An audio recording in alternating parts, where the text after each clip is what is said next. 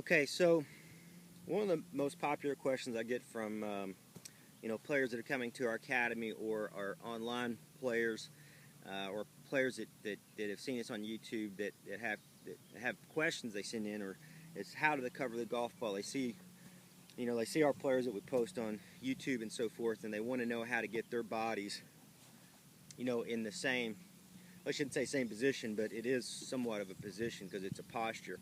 So I'm going to give you that answer the best way that I know how. So the first thing you have to understand is that you have, basically the lower part of the spine and the upper part of the spine that you're rotating around. And certain movements can start to shear those, to shear the spine, so where you have the top part of the spine would be going clockwise here, and the lower part this way, which would be going counterclockwise, and it creates a shearing effect. Then you also have where they start to separate. The spine, the top part of the spine starts to separate from the lower, so that would look like where this way, where if you look and you put your left finger here, first finger, and this one here, you can see there's a big tilt to the right. Okay, and so what you would do is you have to understand what that is. So when you turn, we get set up and we're going to hit balls here. What we're trying to do, I'm behind the ball at this point. I've got a good ball position. Everything's set up really. I'm going to load into my right side, and you can see my head is right in this area. It's slightly behind that ball. I did not bend it over. And you can see if I do that, you can start seeing this top gets over the hips here, or I could go this way, and now you see the separation plus the head's in front of the ball. So we want that head slightly behind the ball as we're doing our rotations in the backswing. We just don't want it superficial. And how much do we want it back? Well, when you set up right here, you're slightly behind it. You're going to rotate into your right side as much as you can here. And you can see that I'm loaded right here, and these two, the top part of my spine and the lower part of my spine, are matching up. Okay? Now from here, you're going to take this hand, this palm up, left hand, all right, and then you're going to unwind and watch my head. I'm moving forward, but my head did not. So I use my weight shift and my circular movement of my lower body to create this circular action, but I'm moving forward without my center moving forward, but it is still rotating slightly. You can see I've got some rotation here, but my head is still behind that golf ball. The momentum carries us through at that point. So when you get to the top of the swing, we've got these lined up. We're behind the golf ball, but we're also very centered in between our feet. Both feet are rooted into the ground, just like that. My right side's loaded. When I start to unwind, notice how if I keep these together, you can see I'm behind the ball here at this point, but the top part of the spine and lower part of the spine are on top of each other. Okay, so if you watch here, just like that. So I am now on top of it, and that's what you call covering the golf ball. I started talking about covering the golf ball and getting on top of the golf ball many years ago. 15 plus, I don't know the exact date. It wasn't talked about when I used to talk to players about covering the golf ball, and they'd come to our academy. Back then it was in Arkansas. I would talk to them about covering the golf ball, get on top of it, and players would look at me like deer in the headlights. I had no idea. Good players, great players. And because it wasn't really talked about back then. Nobody really talked about really getting on top of it and all this stuff. And I saw it with the great players that that's what they were trying to do. They were trying to get on top of it where they could zero out the shaft. They didn't have too much lean. Obviously with a hacker, or high handicappers, they're going to be going the other way. But a good player is going to have a lot of lean. And then you have side bend with that, and then they overlean it. They get a high handle. And I was noticing these things, and I realized that they couldn't get better unless they learned to zero out the shaft, zeroing being straight, and getting the spine up on top. And so I really dove into that, and I've taught that for, obviously, our style is got a lot of different facets to it. It's also about, timing trumps everything in the swing. We'll talk about that at the end. Sequence is flow, it's certainly not timing, and tempo is not timing either. So this really isn't necessarily about raw timing, but it certainly is about sequencing and dynamic posture. Okay, because one thing we've learned over the years, now we've got proof that having the spine up on top, that creates more stability, a stable platform to strike from. So that's going to give you an advantage for striking, but also you're protecting the spine, because all the pressure right now is in deep into my feet. Both feet are rooted at this point. Okay, all the pressure is right down the center of my body. If I move this way at all, now I've got pressure over into my SI joint over here. I'm compressing the right side. Soft tissue of the left side's overstretching. I'm overworking. My arms aren't covered, so I'm going to have to manipulate and adjust my timing, which is possible.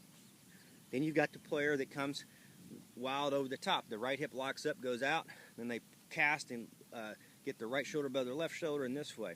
It's like a bad diagonal wood chop is what that is. So, and across the body. So you have that. Again, look at the spine. Okay, this part is over this part. It's the same thing, same problem. So the correction would be the same thing. You would get here and you circularly unwind. Either one, you're going to learn how to get this on top, but the head is here. This is what's very common when you'd see somebody do this drill at the academy in a real life situation. And what's the problem here? Head's in front of the golf ball.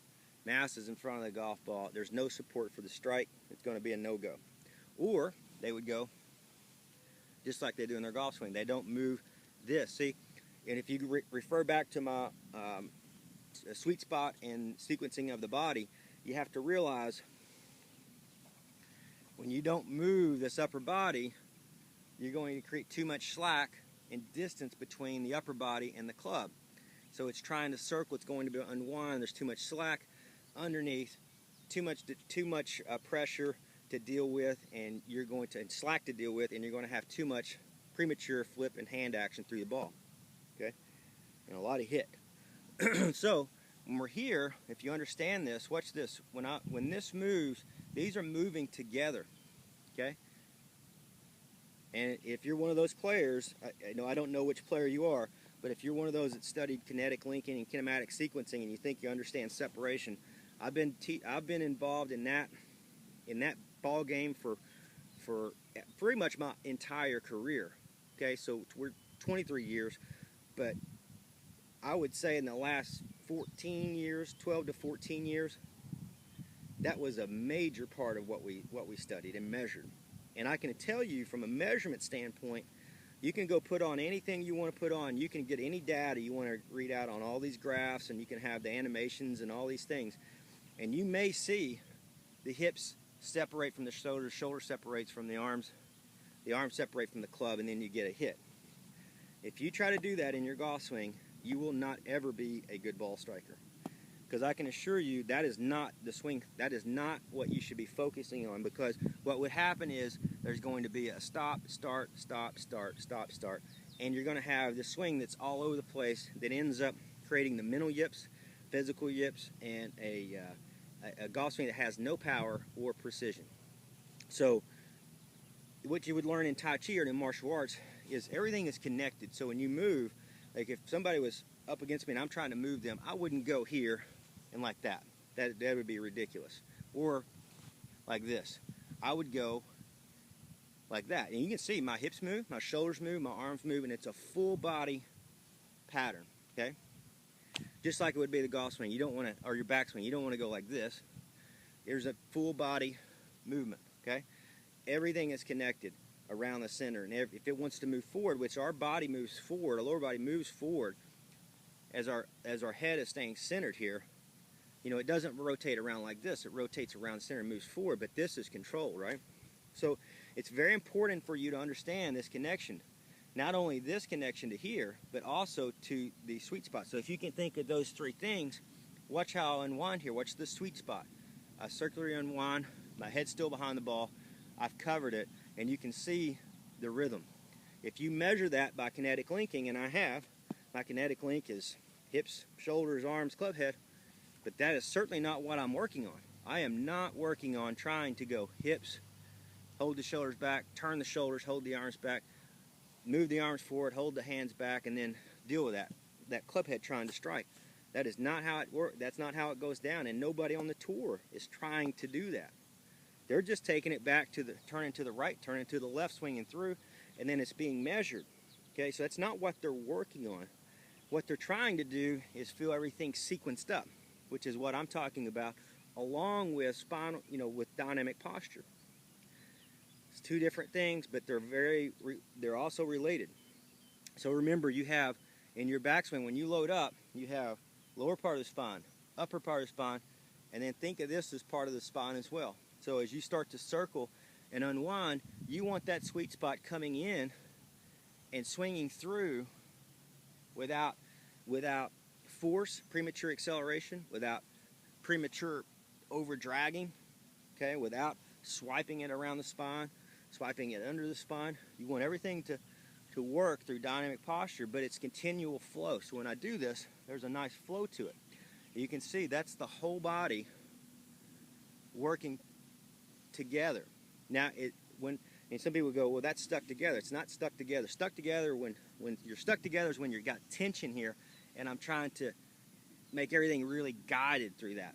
This is, if you watch me do it, that's the looseness is where you start to see the separation in a from a science standpoint, from the data graphs and all these things. But from a reality, it's the softness and the connection of everything that allows everything to move through the ball with massive power, okay? As you can see here, it's not a hip movement. This is not a shoulder movement. It's not an arm movement, okay? This is the whole body movement. And you can see I've kept not only posture with my head slightly behind the ball, I've got my weight to my left toe here as well, and I've moved circularly and unwind my whole body, okay? Just like they would teach you in any sport. But it's very important to understand, because whether you don't have a background or studied the kinetic link, or you've read about, you know, the kinematic sequence or anything like that, if you don't even know what that means, that's great. It's probably better for you.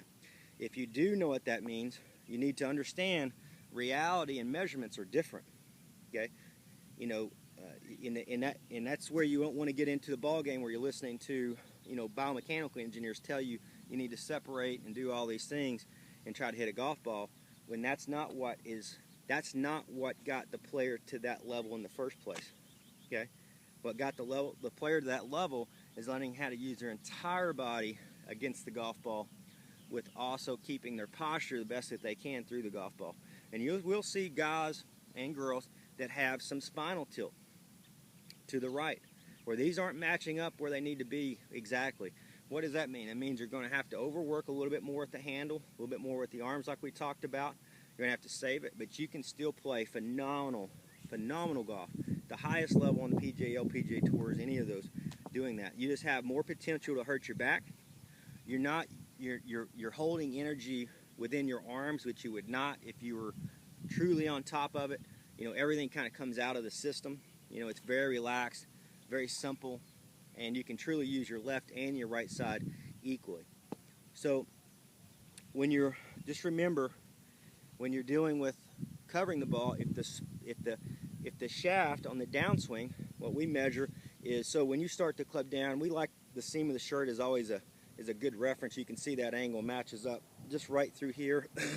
And then that club can circle and unwind, and you can cover it without getting over the top of it.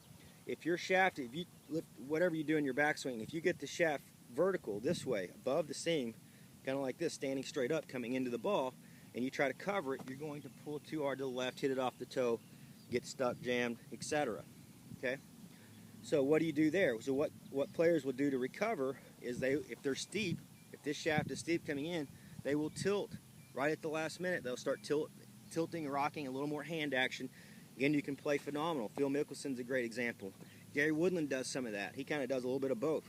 But if you look at the best, they have the shaft right through the seam of the shirt here, just like that. And then they can use this whole right side to cover the golf ball. And it takes pressure out of the arms, takes pressure and shearing away from the spine, so you can play healthier golf, more effortless golf, and obviously a little happier golf.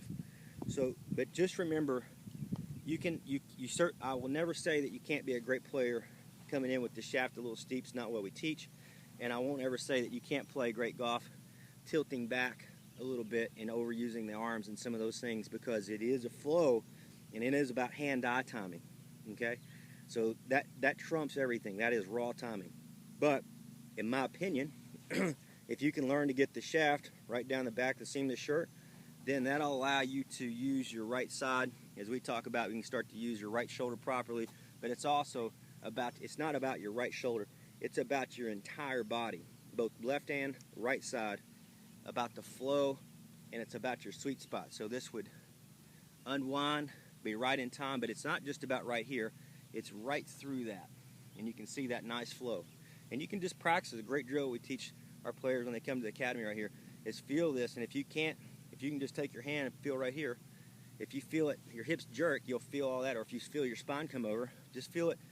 Don't hang back, just unwind into a circle this way and allow that to fall, and then everything at the bottom catches up and it's a flow. If you run your hips out like this, your hands are back, you're going to feel like it's really hard to stabilize that club and strike. That's the whole point. If you don't move at all, you're going to feel like your right arm runs out of length. Okay, you get a short right arm, you toss the club over, then your body comes around. That's a no-go. Also, you will feel if you're coming over the top of it. So again, you're working around the thoracic spine and pulling from the thoracic just like this. You'll feel that instead of this. You can feel that circular movement. This is the best way to feel the circular movement without coming over the top. See, this pattern here. Because if I pull that out, you're going to feel your hand pull off, twist out, circular, and staying behind the ball, and then allowing momentum to come through. I could go on and on about covering the golf ball. That's the primary things that you're going to be dealing with. You're going to be dealing with these two, but you're also dealing with the sweet spot. That kind of gets left behind in covering the ball. Obviously, shaft. If the shaft's vertical, you're going to have a very hard time getting your upper body to get up on top of the ball, because what's going to happen, you're going to have to tilt back to keep the ball in play. If you get the shaft where I'm talking about through the seam of the shirt, you've got a lot better odds on being able to use your entire body to get up on top of the ball and can have momentum without impairing the energy or the chi flow like we like to talk about. So anyway, I hope that helps your games. Email me at elitegolfing@gmail.com. It's one thing we don't do is we don't open up the YouTube for comments, because we're not looking for a forum or debate or any of that stuff. This is just what we do. If you like it, come train with us. If you don't, best of luck to you. Take care.